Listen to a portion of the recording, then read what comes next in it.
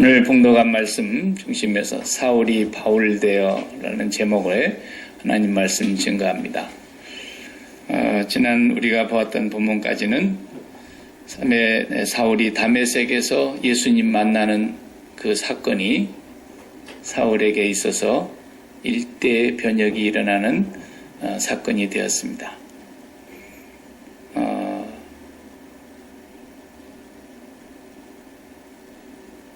저란데도 정말 충격이 컸을 것 같은데 전도를 해보면 예수 믿읍시다 그러면은 아유 나가야지요. 그런 사람은 내가 예수 빨리 믿는 사람을 못 봤어요. 그냥 그대로 받아들여서 아유 나가야지요. 그런 사람이 시 안 따라 나옵니다.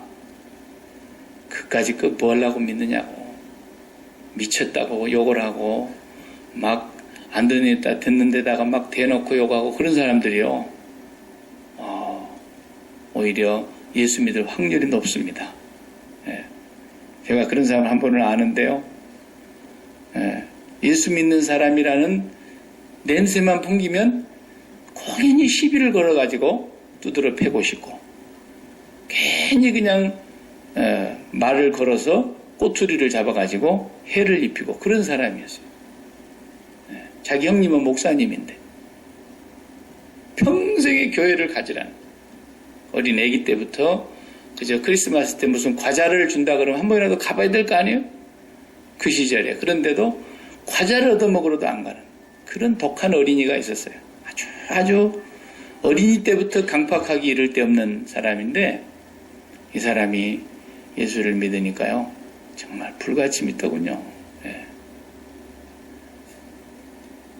이제 그분 돌아가셨습니다만 사도 바울도 사울이었던 그 시절에 이름이 두 개요. 사울이라는 이름을 주로 썼던 것 같아요. 바리새인 유대인으로 있으면서. 그런데 이제 사도행전 13장부터서 바울이라는 이름으로 이름이 바꾸어져서 기록이 돼요. 그러니까 사울이라는 뜻은 큰 사람이라는 뜻입니다. 근데 또 재밌게 바울은 작은 자라는 뜻이에요. 아마 많이 자기 자신이 변화된 것을 나타내기라도 하듯이 그 이름이 재밌지 않습니까? 사울이 바울이 되는 그 과정을 아직까지는 사울이라는 이름으로 계속 씁니다. 쓰는데 이 사람이 예수 믿는 사람을 잡으러 왔다가 잡아서 끌고 가서 감옥에 쳐놓고 또 죄질이 좀 안 좋다는 사람은 중벌을 내리거나 죽이기까지 하는 그런 사람인데 오늘도 그 사람 잡으러 왔다가 이게 사울이 어디로 가버렸는지 모르겠어요. 그러니까 그 동네 다메섹에 엄청난 황당한 일이 벌어진 거죠. 유대인들로서 같이 사울과 함께 예수 믿는 사람을 잡아서 끌고 가는데 도움을 주려고 같이 온 무리들도 너무너무 황당한 일. 그 사람들도 같이 주님을 만났으면 좋았을 텐데 그들은 못 만났어요. 그리고 사울만 예수를 만났단 말이에요. 그러니까 이 사울을 보는 사람들이 헷갈려. 크리스찬들도 헷갈리고 유대인들도 헷갈리고 도대체 저 사람이 어떻게 저렇게 돼버렸는가 하루아침에. 양쪽 다 당혹스럽기는 마찬가지였단 말이죠. 예수님을 전하는데 사람들이 뭐라고 생각합니까? 저 사람이 이번에는 아주 고단수를 쓰는구나. 예수 믿는 사람을 색출해내기 위해서 예수 믿는 흉내까지 내네. 한쪽에서는 그렇게 보게 되고 한쪽에서는 아니 저 사람이 예수 믿는 사람 지금 잡으려고 영장 가지고 왔는데 지가 예수를 믿네. 너무너무 유대인들로서는 또 황당한 거예요. 양쪽이 다 당혹하기는 마찬가지였을 거고 자기도 너무너무 충격이 커서 우리가 지금까지 본 대로 빛을 맞는 순간부터 눈도 멀어버렸고 밥을 먹지도 못하고 음식을 다 전폐하고 하나님 앞에 기도를 하면서 그 짧은 시간인데 오늘 본문을 보니까 음식을 먹음에 다시 강건하여졌다 이런 말씀이 있어요. 이 음식을 먹고 강건해졌다는 말이 단어를 연구를 해보니까 이게 단순한 말이 아니에요. 그냥 우리가 하루 3끼 먹고 밥 먹고 힘 얻었다 그런 뜻이 아니더라고요. 그런 단어는 또 다른 단어가 많이 있어요. 같은 말을 써도. 그런데 굳이 평소에 밥 먹고 힘이 났다 그런 단어를 쓰질 않고 음식을 취하였더니 위로부터 힘이 내려왔다 그런 뜻이에요. 이게 성경에 이런 단어는 자주 쓰지를 않아서 한 번 쓰고 그냥 안 쓰는 단어들이 참 많아요. 예수님께서 겟세마네 동산에서 기도를 간절히 하실 때에 땀방울이 핏방울처럼 맺혀서 떨어졌는데 너무 간절히 기도하고 있는 그 순간에 누가복음 22장의 그 기도하는 장면에 보면은 천사가 와서 예수님을 돕더라 그랬어요.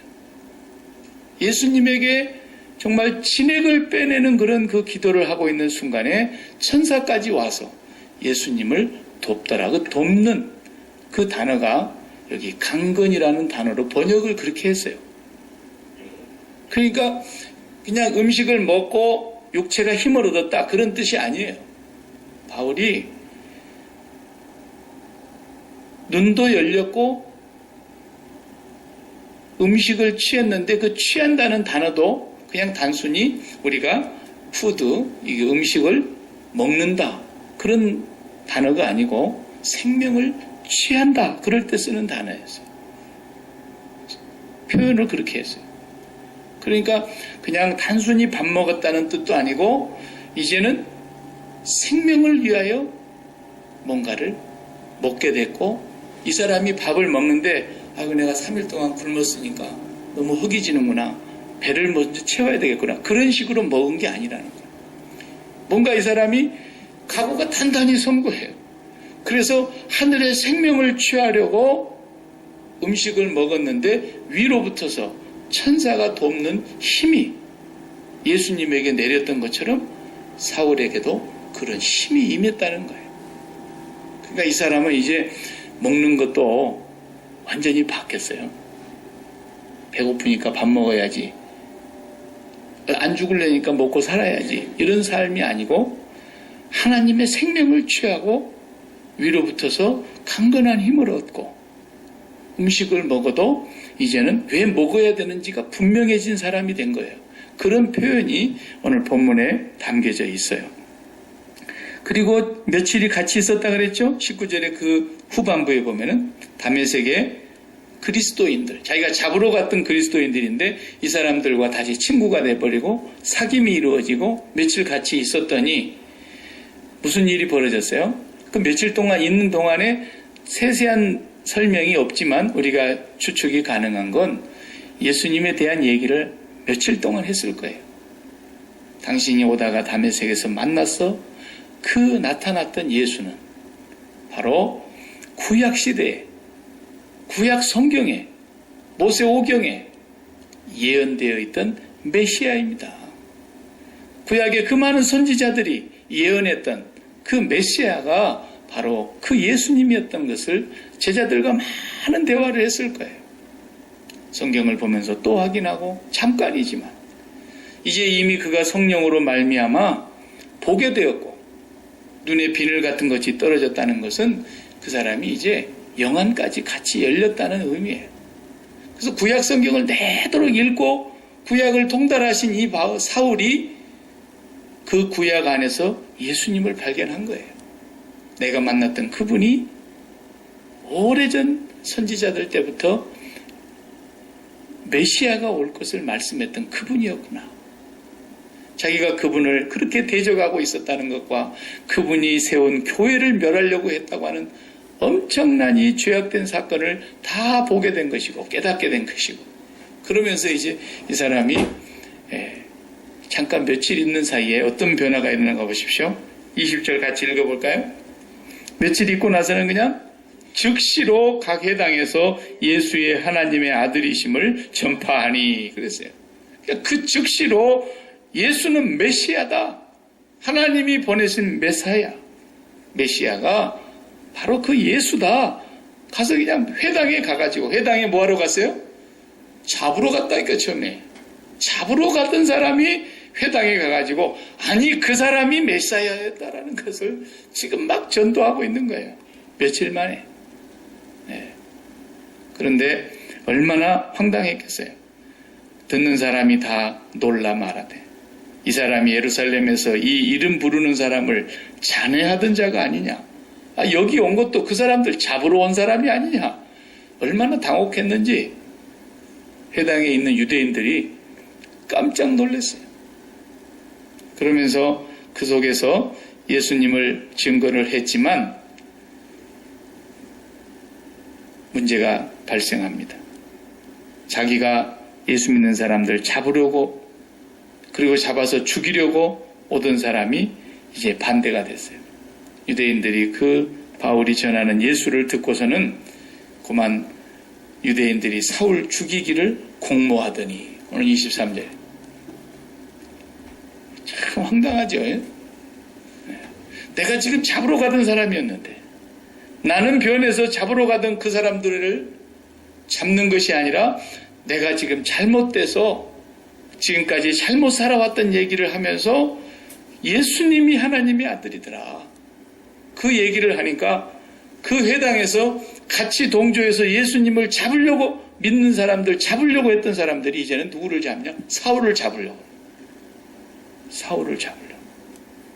이런 엄청난 일이 지금 벌어지고 있는 것입니다. 이제 여기서 우리가 한 가지 기억해야 될 것은 뭐냐면 예수를 믿는 사람과 안 믿는 사람의 변화가 이렇게 뚜렷한 거예요. 술에다가 물을 탄 것인지 물에다가 술을 탄 것이 그런 말 있죠? 이거 술도 아니고 물도 아니다. 그건 예수 믿는 것인지 아닌 건지 잘 알 수가 없어요. 예수를 믿는다는 것은 뭔가 분명하게 뚜렷이 구분이 되는 거예요. 그냥 하나로 가지고는 알 수가 없어요. 주일날 교회 나오는 거. 그래서 우리 교회 주일날 교회 나오는 사람들이 예수를 믿기 때문에 나온다고 할 수 있죠. 그죠? 또 한 5,000명이나 10,000명씩 모이는 대형 교회들 가운데 주일날 그 사람들이 다 교회를 나오는데 예수를 믿으니까 나온다고 할 수 있죠. 1차적으로 그것을 우리가 달리 표현하는 것은 좀 곤란하겠죠. 그러나 진짜로 예수 믿는가 안 믿는가는 그걸로 구분이 안 돼요. 정확하게. 뭘로 구분이 될 것 같아요? 어제까지 절간에 갔어. 근데 절간에 가던 사람하고 내가 오랫동안 친구가 되다 보니까 그 절간에 다니던 사람을 그냥 친구 삼아가지고 교회 한번 가보자고 몇 년을 그냥 설득을 했더니 친구 된 덕에 그냥 한번 따라가 줘야 되겠다. 그 교회 집회한다는데 유능한 강사가 온다는데 저렇게 오라고 한 번씩 하니까 한번 따라가 줘야 되겠다. 그랬더니 교회 가보니까 재밌어. 아는 사람도 많고 막 부흥회를 하다 보니까 웃기는 얘기도 강사가 잘하는데 아주 재미있고 신났어. 그래서 절간은 내가 4월 5일 초파일 이럴 때 한 번씩 하고 마는데 이건 내가 매주일 이거 가는 거 한 번씩 따라가 보자. 그래가지고 처음에는 교회를 사람 따라서 오는 경우도 많이 있거든요. 또 어떤 사람은 주변에 식당을 하나 열었는데 주일날 교인들이 우리 식당에 와서 계속 밥을 먹다 보니까 식당 사람하고 교회 사람하고 친해졌어. 교회 한번 나오세요 그러니까 또 하게 우리 집에 와서 늘 밥 먹는데 밥 먹는 거 그 사람들 한번 이렇게 이제 말 따라서 교회에 나가줬어요. 그래서 교회를 서서히 이렇게 다니게 되는 사람도 있고 또 어떤 사람 보니까 종교를 하나 안 갖는 것보다도 갖는 게 좋을 것 같은데 어떤 종교가 그 중에서 제일 좀 괜찮을까? 나한테 좀 품위가 있게 맞는 것일까? 생각해보다가 기독교가 좋아서 그렇게 나온 사람도 있고요. 또 일주일에 한 번씩 좋은 말씀 듣는 재미로 그게 나오는 사람도 있고 다양합니다. 그냥 연애하러 가는 사람도 있고 젊은 애들 같으면 이제 친구 따라 강남 가듯이 그냥 그렇게 가는 사람도 있고, 교회 안에 다양한 사람들이 모여와요. 예수 믿는 것 같지는 않는데 또 선거철이 되면은 정치적인 어떤 입장에서 표를 많이 얻기 위해서, 저도 어머니가 교회 권사님입니다. 저는 안 믿는데도 또 어머니 팔아가지고 교회에 또 이렇게 한번 오고, 이런 별의 사람이 다 있어요, 교회. 그런데 사울이 바울 되는 이 모습을 뭘로 알 수 있느냐, 뭘로? 그게 뭐냐면, 부처님 믿으러 다닐 때 기도하는 내용하고, 에이, 부처 믿어봐도 별 수 없더만, 예수 믿어야겠다. 예수 믿었어. 그 예수 믿을 때하고 기도 제목이, 부처한테 가서 빌던 내용이 예수 믿는다고 와서 또 비는 내용이 똑같으면 그 예수 믿는 게 아니야, 아직은. 그냥 교회 다니는 사람이죠. 그죠? 예수를 믿는다는 것은 기도 제목도 다 바뀌는 거예요. 한번 여러분 생각해봐요. 지금 사울이 자기의 최대의 사명, 최고의 목적, 하나님 앞에 내가 제일 열심히 있는 모습, 그게 뭐예요? 예수쟁이들 다 잡아다가 감옥에 가두고 중심 인물들은 다 죽이고, 그리고 이 땅에서 그 나사렛 개수 이단 종교를 쫓아가는 것을 뿌리를 다 뽑아버리는 거였어요. 그게 다 자기의 사명이다. 자기가 제일 하나님 앞에 최고의 충성을 하는 것은 그런 것이라고 생각했던 사람이에요. 자기 목표, 자기 목적, 자기 인생, 자기 소원, 자기 열심, 자기 비전, 자기 가치관, 자기 인생관, 이게 다 바뀐 거예요. 그걸 한마디로 사도 바울이 뭐라 그러냐면 배설물이더라 그랬어요. 자기가 살았던 그 모든 과거. 내가 모든 것을 다 배설물로 여겨버렸다.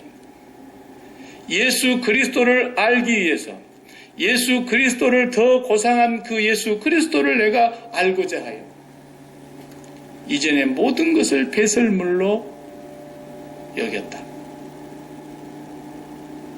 어제까지는 내가 이것이 최고인 줄 알았다는 거예요. 이게 성공이고, 이게 최고의 가치 있는 거고, 이것이 나의 인생에 있어서 가장 보람된 일이고, 나는 이 목적을 위해서 이 땅에 태어났고, 내가 이제 바리새인으로서 유대인으로서 내가 하나님을 섬기는데 이렇게 사는 것이 나의 인생의 성공이다. 이랬던 것이 다 뭐였다고요? 그냥 시쳇말로, 속된 말로 똥이다. 배설물이더라는 거예요. 우리 식으로 말하자면 사업을 많이 해서 돈을 많이 벌었다. 그 사람이 이민 와서 성공했다더라. 그것도 하나의 이 세상에서 알아주는 가치 아닙니까? 그래서 신문에 나기도 하고 1세대로서 이민 성공담으로 TV에 나와가지고 알려져서 이 사람은 정말 외국인으로서 이 미국 땅에 와가지고 아메리칸 드림을 완성한 사람이다. 그래서 사람들에게 우러러보는 그런 자리에 올라가는 거예요. 사도 바울로 말하자면 그걸 뭐라 그래? 사도 바울이 배설물이라는 거예요. 배설. 그런 정도는 배설물로 보여버리는 거예요. 그냥. 가치가 완전히 바뀌었어요. 어제 원수였던 자들이 오늘 동역자가 돼버린 거예요.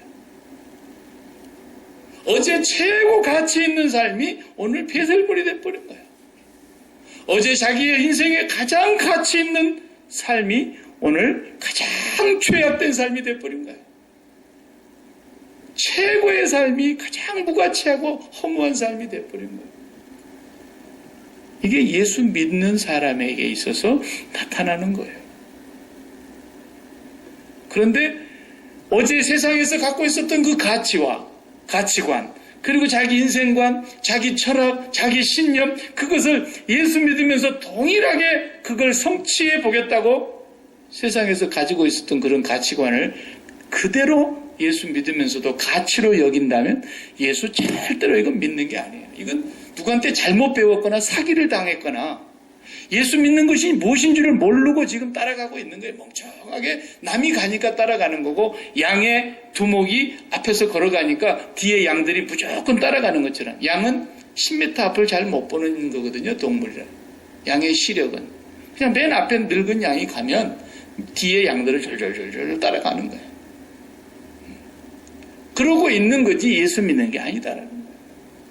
예수를 믿는다는 것은 이렇게 가치가 바뀌는 겁니다. 여러분. 사도 바울이 그래서 옛날 얘기하는 거 아니겠습니까?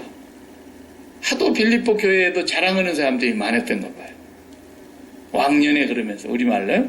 그러니까 사도 바울이 야 나도 왕년에야 바리새인 중에 바리새인이었어 내가 그뿐인 줄 알아? 가말리엘 문화생이야. 가말리엘이라는 그분은 사도행전 4장에도 한번 나왔지 않습니까? 유대인의 율법학자 중에 최고 가는 교수예요. 자기 밑에 문화생들이 너무너무 많았는데 그 중에 사울이 대단한 사람이었다는 거예요. 그리고 자기 집안도 그래도 우리 집안에서 한번 왕도 낳지 않냐. 사울 왕이 1대 이스라엘의 왕이었잖아요. 우리도 왕가의 후손이다. 베냐민 지파의 자손이고 자기가 자랑할 만한 것이 많은 사람이에요. 바리새인 중에 바리새인, 율법으로 흠이 없는 자, 열심으로는 교회를 핍박한 자, 그런 사람이에요. 나도 자랑할 게 많은 사람이다. 그렇지만 이 모든 것을 배설물로 내가 여겼다. 이것이 예수 믿는 사람이라는 것을 사도 바울이 말하고 있어요. 이걸 고린도서에서는 나는 날마다 죽는다. 한마디로 그냥 그렇게 얘기해 버린 거예요.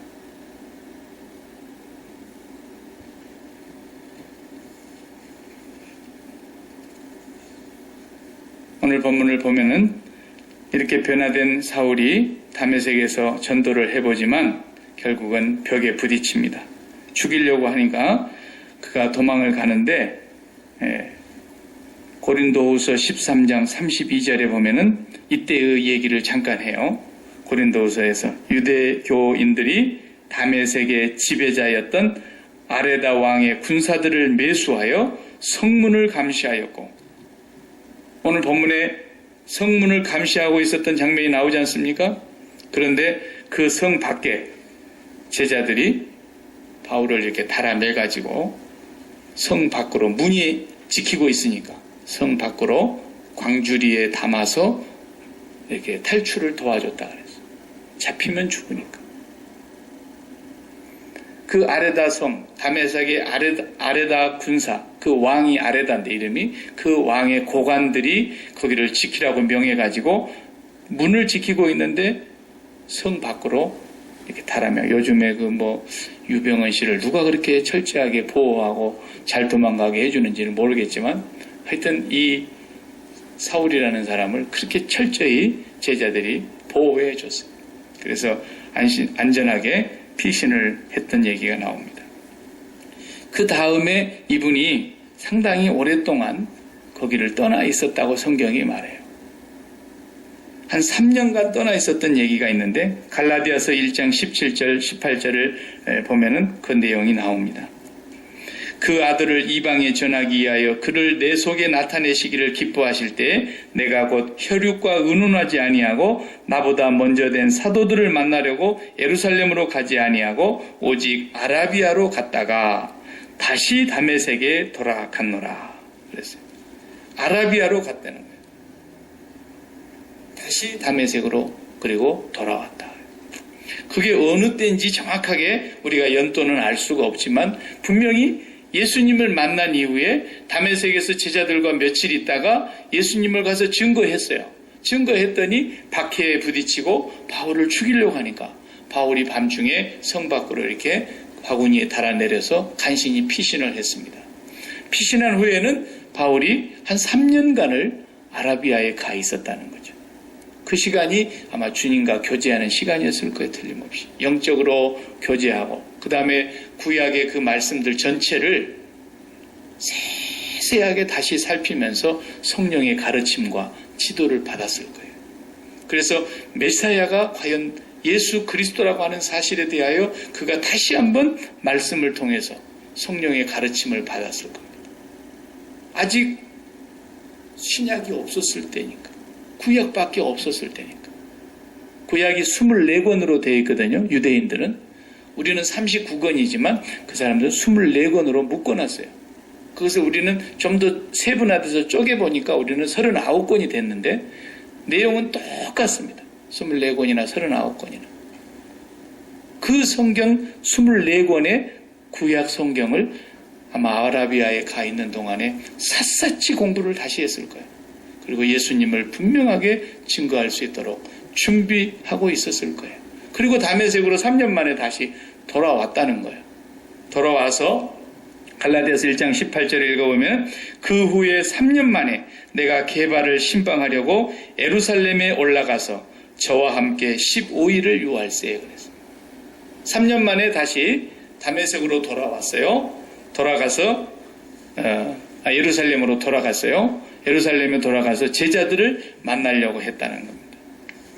오늘 본문이 그 본문이 아닌가 학자들은 그렇게 얘기하는 사람도 있어요. 26절 내용을 읽어보시면 오늘 본문 26절에 사울이 예루살렘에 가서 제자들을 사귀고자 하나 다 두려워하여 그의 제자됨을 믿지 아니하니 3년 만에 돌아왔는데 그를 제자됨을 믿지 아니했다 그랬다는 거예요.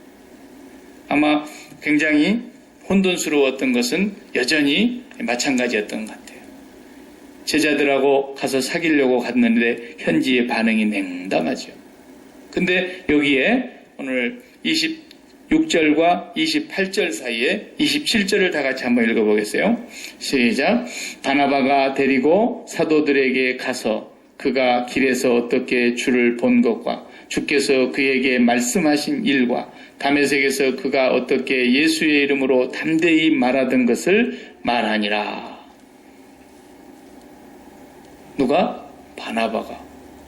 이 바나바는 앞에 한번 나왔죠. 4장에서. 이 바나바는 권위자라는 뜻을 가진 단어예요. 권위자. encouragement 하는 사람이라는 뜻이에요. 그래서 이 바나바라고 하는 사람이 위로자 혹은 권면하는 그런 사람이라는 거예요. 이 바나바가 제자들에게 상당히 신뢰를 얻고 그 인격과 믿음과 모든 면에 있어서 신뢰를 얻는 사람이었어요. 이 사람이 바울을 제자들에게 다시 가서 이렇게 요즘 말로 하면 신원 보증하는 거예요. 이 사람 틀림없이 변화됐고 예수님 믿는 사람이고 성령을 통해서 이 사람이 거듭난 사람이다. 절대로 저 사람이 옛날 사울이 아니다. 그것을 제자들에게 확실하게 설명하면서 과거에 있었던 행적들을 자세하게 얘기를 해줌으로써 이 제자들과 교제의 악수를 하게 됐다는 거예요. 목사들도 사실은 그렇습니다. 목사들도 선배들이 그 사람 이러면 참 목회하기가 힘들어요. 그리고 아주 존경하는 그런 분들이 그 사람 참 믿을 만한 사람이다. 그러면은 길이 또 좀 쉽게 풀려요.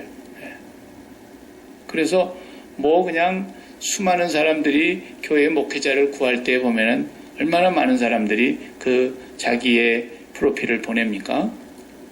그런데 대부분 어느 교회든지 광고는 공식적으로 하지만 제일 중요하게 여기는 것이 뭘까요? 추천서예요. 추천서. 그래서 요즘 목회자들 이렇게 교회가 청빙할 때 보니까 추천서를 한 통을 혹은 추천서 2통 정도를 이렇게 첨부해 주시기 바랍니다. 이런 얘기 있잖아요. 그러면은 가장 추천서를 잘 써줄 사람한테 가야 되겠죠. 한국 사람들은 정이 많아가지고 추천서를 또 막 잘 써줘요. 그런데 목회자를 제일 잘 아는 사람이 누굴까요? 하나님 빼고는 목회자들이거든요. 왜냐하면 목회자들은 목회자들끼리 놀기 때문에 놀 때는 본성이 다 나오거든. 그죠? 그래서 신학교 다닐 때 대학교 4년 동안과 또 대학원 3년 동안을 그건 7년을 봐왔기 때문에 그때 그냥 본질을 다 봤거든. 너무 잘 아는 거예요.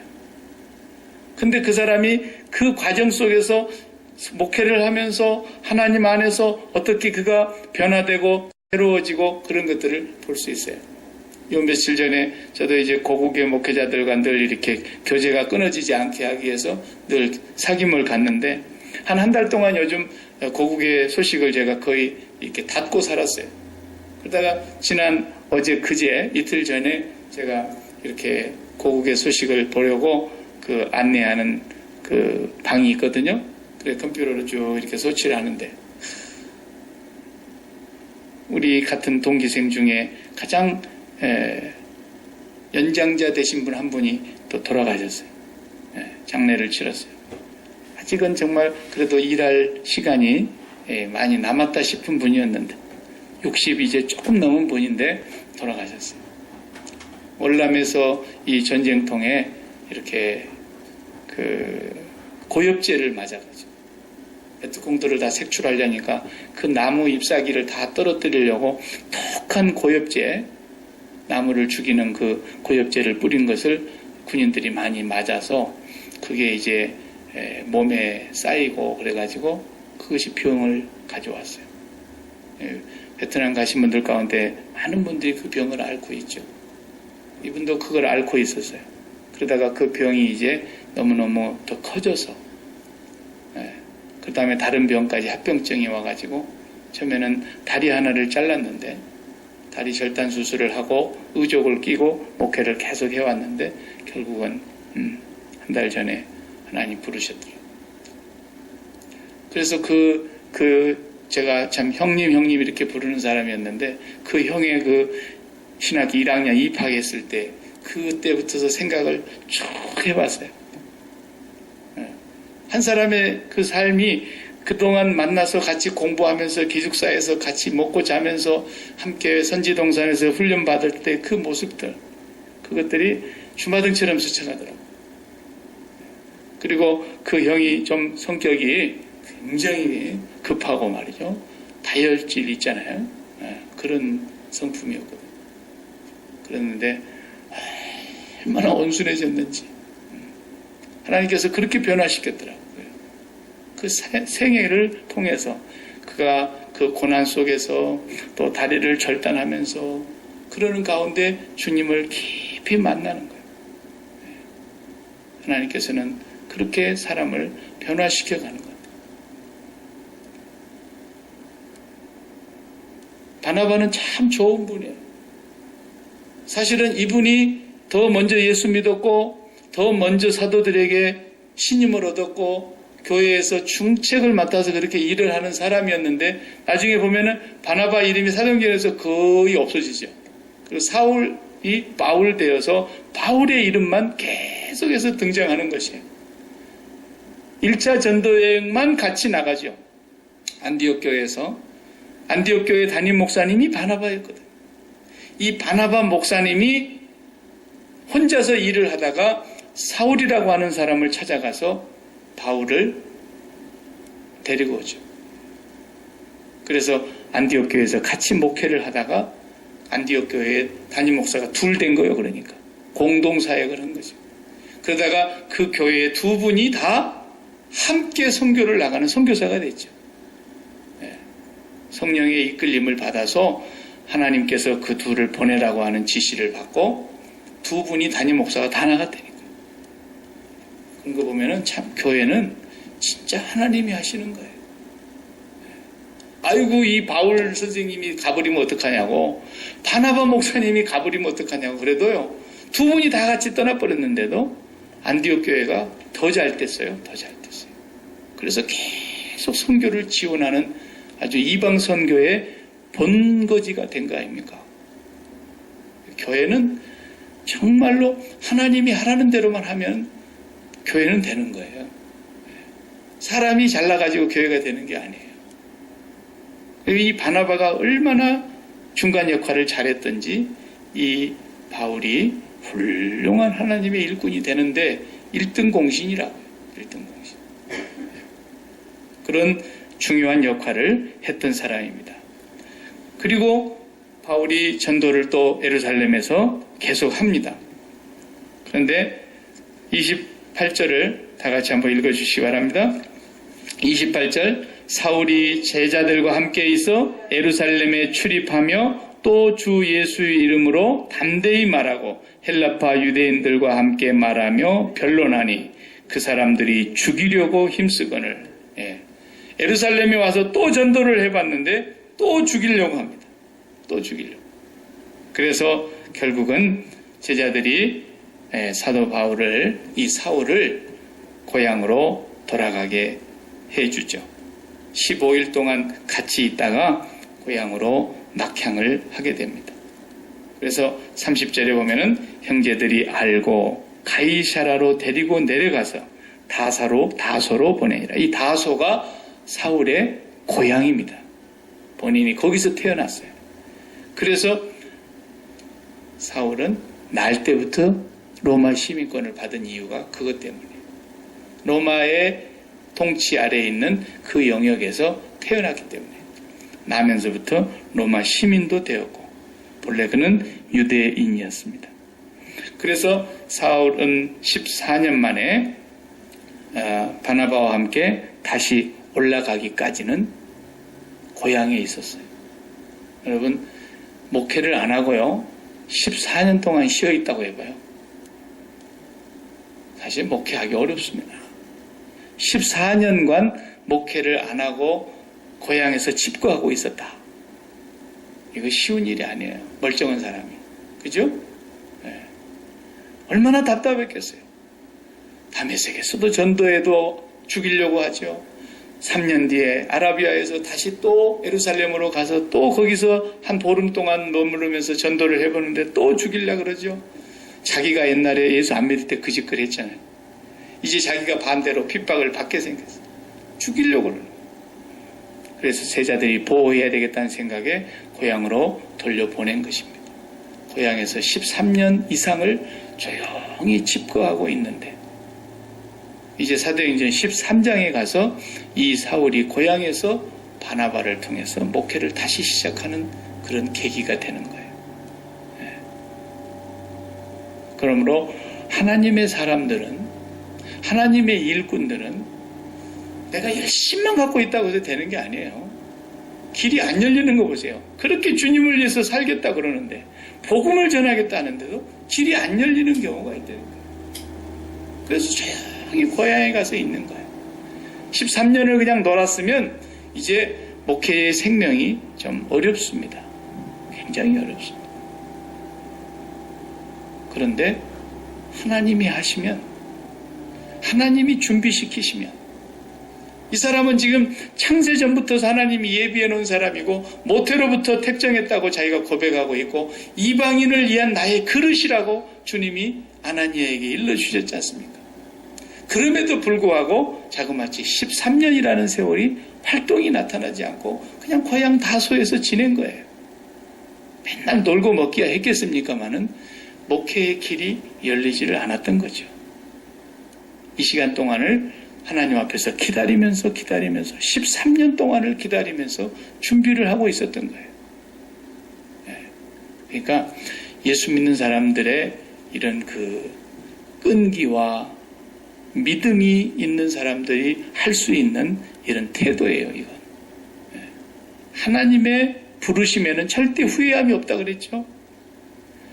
하나님을 사랑하는 자, 그 뜻대로 부르심을 입은 자들은 모든 것이 다 합력해요. 반드시 선을 이루신다 그랬죠. 우리가 13년이라는 세월이 굉장히 답답한 세월인데 여러분 13년 동안 그렇게 가만히 죽어 지낼 수 있겠습니까? 뭐라도 하려고 그냥 난리를 치지 않겠어요?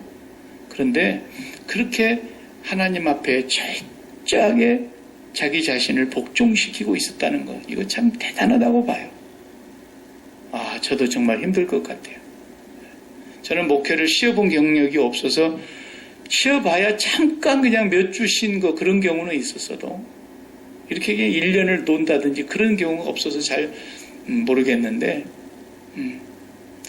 목회를 쉬는 목사님들 또 목회를 좀 일찍 은퇴하면 좋을까 해서 일찍 은퇴하고 좀 건강한데도 불구하고 그냥 쉬고 계시는 분들 보니까 참 말이 아니에요. 말이 아니에요. 우리가 그런 걸 많이 보잖아요. 하나님께서 하나님의 사람들을 결코 버리지 아니하시고 하나님이 준비시키고 계시는데 너는 유대인들을 위한 일꾼이 아니야. 너는 이방인들을 위해서 내가 택한 그릇이야. 그래서 유대인들한테 맨날 갈 때마다 안 돼. 번번이 실패하는 거예요. 죽기 십상인 거예요.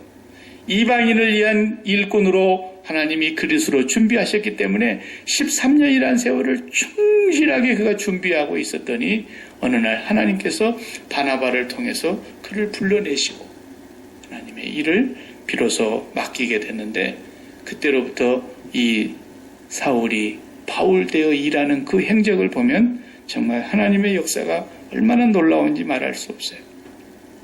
오늘 이상한 단어 하나가 있는데 여러분 그 단어를 31절에서 보게 됩니다.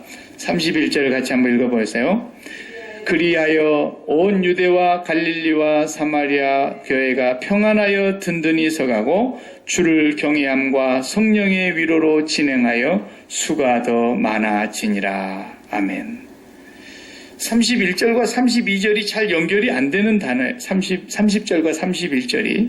왜냐하면 30절을 보면은 그렇게 애를 쓰는 사울이 안 되니까 가이사르로 데리고 내려가서 다소로 보내니라. 고향으로 낙향을 하고 돌려보냈다 이거예요. 그러면 교회가 그래가지고 그냥 전도길도 막히고 교회가 그냥 힘을 잃고 그랬다. 그렇게 말이 나올 그리하여 그랬는데 그리하여 그랬으면 결과가 좀 아무 안 된 것처럼 나와야 되는데 결과가 더 잘 됐다고 나오네요. 그렇죠? 사울이 열심히 전도하려다가 안 돼서 낙향하고 고향으로 돌아갔더라. 그리하여 교회가 힘을 잃었더라. 뭐 이렇게 말이 되는데 왜 접속사가 그리하여 그랬는데 오히려 유대와 갈릴리와 사마리아 교회가 평안하여 든든히 서가고 주를 경외함과 성령의 위로로 더 잘 됐더라. 그랬어요. 보십시오. 교회는 절대로 사람이 중심이 아니고 교회를 이끌어가는 것은 사람이 아니다라는 거예요.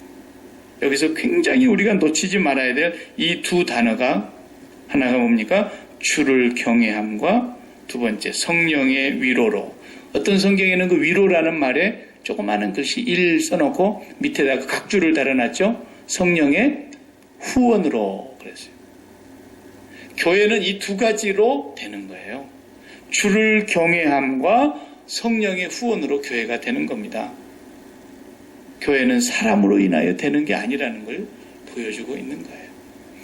거기서 좀 사울이 활동하면 얼마나 좋아요.